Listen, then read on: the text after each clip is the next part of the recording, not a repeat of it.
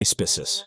I've always been fascinated by the grand battles that shaped the ancient world, and today, we're diving into one of the most consequential.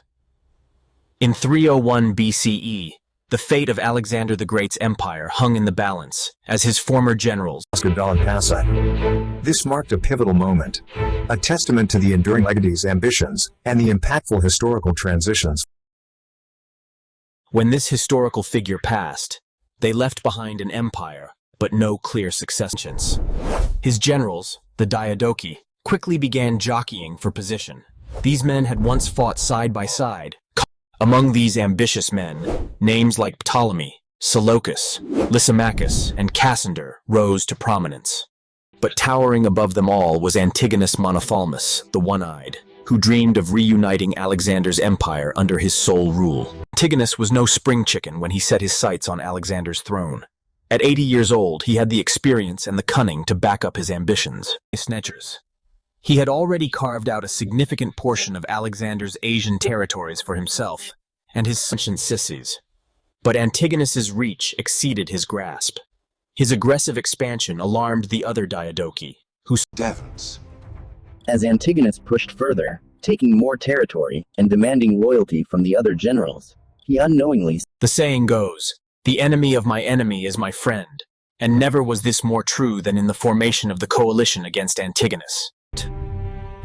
Seleucus, Lysimachus, Cassander, and Ptolemy, each a formidable ruler. It was a fragile alliance, bound together more by fear of Antigonus than any genuine camaraderie. Seleucus, ruler of Babylonia and the eastern provinces, brought with him the game-changing war elephants from India. Lysimachus contributed his Thracian cavalry, while Cassander and he provided infantry and resources. As the armies converged on Phrygia, the scale of the conflict became clear. Antigonus and It was a formidable army, but the coalition had managed to outdo them. They brought to The battlefield near Ipsus was a broad plain, ideal for the large-scale maneuvers both sides had in mind. Antigonus, despite his age, took personal command of the center, while the dashing Demetrius led the cavalry on the right wing. The allies spread their forces to match, with Seleucus holding his elephants in reserve, a decision that would prove crucial. Now, let's talk about these elephants. They weren't just big, gray novelties on the battlefield. Seleucus had brought them back from his eastern campaigns, and they were about to prove their worth. the psychological impact of these beasts can't be overstated. Many of the soldiers on both sides had never seen an elephant before, let alone faced one in battle. The sight of hundreds of these monsters, arrayed for war, must have been both awe-inspiring and terrifying. As the sun rose on the day of battle, tension filled the air. It was Demetrius who made the first move. His attack was brilliant and effective, smashing through the enemy lines and sending them reeling back in disarray. For a moment, it seemed like the battle might be won then and there. But Demetrius, caught up in the thrill of success, pursued the fleeing enemy too far. He drove them from the field.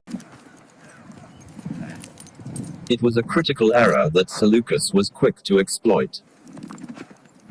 Seleucus, seeing Demetrius' overextension, made his move. He ordered his war elephants to form a living wall between Demetrius and the main battle line. When Demetrius finally turned back, flushed with victory, he found his path blocked by a gray mass of trumpeting, stomping elephants. Try as he might, he couldn't find a way through or around them. With Demetrius neutralized, the allies turned their full attention to Antigonus's center. The old general found himself assailed from all sides, his troops gradually losing ground as the pressure mounted. The battle was slipping away from the Antigonids, and there was nothing Demetrius could do but watch helplessly from beyond the elephant line. As the allied forces pressed in on Antigonus's position, the old general fought on with the vigor of a man half his age. But numbers and strategy were against him. His troops, surrounded and overwhelmed, began to waver. In the calm of the battlefield, Antigonus' journey found its closure. With Antigonus dead and Demetrius in retreat, the Battle of Ipsus came to its bloody conclusion. The victorious allies wasted no time in dividing up Antigonus's territories. Seleucus claimed the lion's share, establishing the vast Seleucid Empire that would dominate much of Alexander's former eastern. Lysimachus expanded his hold in Asia Minor, while Cassander and Ptolemy solidified their positions in Macedonia and Egypt, respectively. The Battle of Ipsus marked the end of any realistic hope of reuniting Alexander's empire. It ushered in a new era of Hellenistic kingdoms that would shape the Mediterranean and Near East for centuries to come. As we look back on this pivotal moment, we're reminded of how a single day, a single battle, can alter the course. If you want to explore more epic clashes that define the ancient world, be sure to subscribe to our channel. Until next time, this is World Wonders, signing off.